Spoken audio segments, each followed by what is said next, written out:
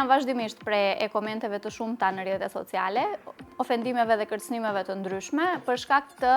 deklaratave të mia dhe për shkak të punës që unë bëj. Fakti që ti vendos të jesh një figurë publike, njerëzit i bën të mendojnë që kanë të drejtë të shkruajnë dhe të komentojnë për ty çka do.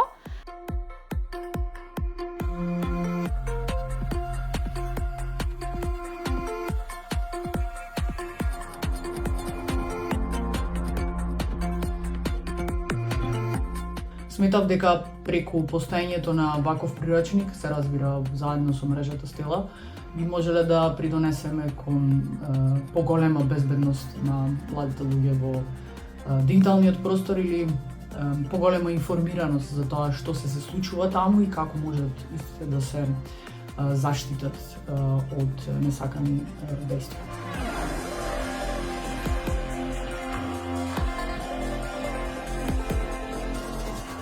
Facebook е онаа платформа каде што се најзастапени поради публиката која што ја користи оваа социјална мрежа, а тоа е повозрасно население. По-достапно е за овие групи на луѓе, полесно манипулативни се, веруваат во оние информации во кои што избираат да веруваат.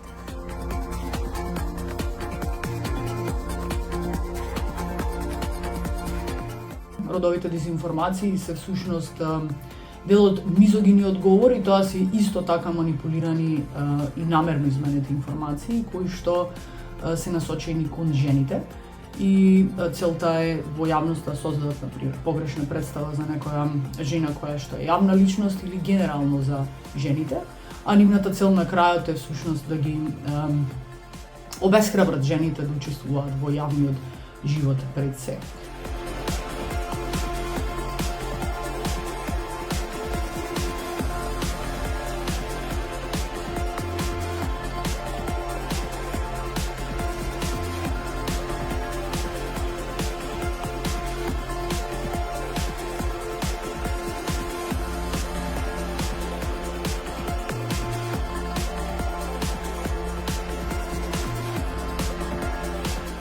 Всушност, преку работилниците на Стела се обидовме до дел од младите луѓе да стигнеме на таков начин што ќе им дадеме основни информации за тоа што се дезинформации, што се редови дезинформации, што е родово базирано насилство и во физичкиот и во дигиталниот простор, кои се формите, како да ги препознаат, но она што е многу битно и како да постапат во случај кога ќе препознаат таква форма во дигиталниот простор.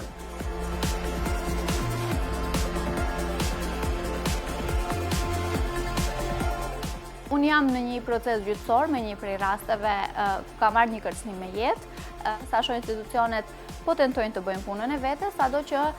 jo në kohë të shpejt ashtu si çdo të ishte dashur. U është dashur një vit për ta gjetur personin, me që personi më ka shkruar me një profil falso, për të vazhduar më pas procedura në prokurori dhe tani edhe në gjyq. Kështu që po pres për të parë se cili do të jetë verdikti final dhe për të parë se si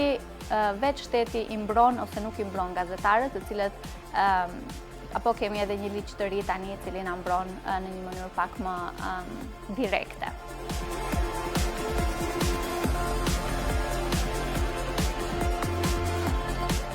Моментов само членот од кривичниот законник кој што регулира полово вознемирување со последните измени на кривичниот законник го вклучува дигиталното родово базирано насилство, меѓутоа само делот на сексуално вознемирување или пак полово вознемирување како што е наведено во законот, но не ги опфаќа апсолутно сите облици кои што не мора да вклучуваат сексуална конотација за истите да бидат родово базирано насилство или пак родова дезинформација.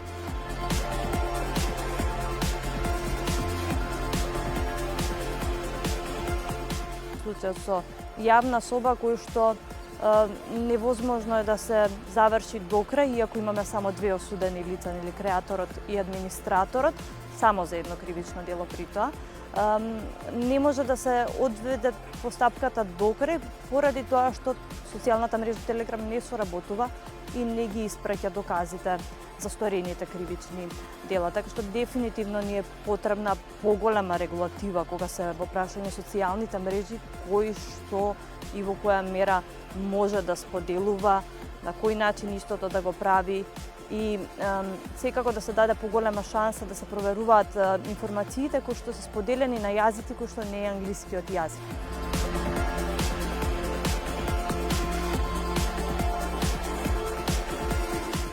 Нас бевме сведоци на доста голем број напади на јавни личности, особено политичарки. Меѓутоа, исто така во голем број беа напаѓани и активисти од граѓанскиот сектор. И ова е исклучително сериозно, бидејќи нашата безбедност како такви е загрозена во голема мера.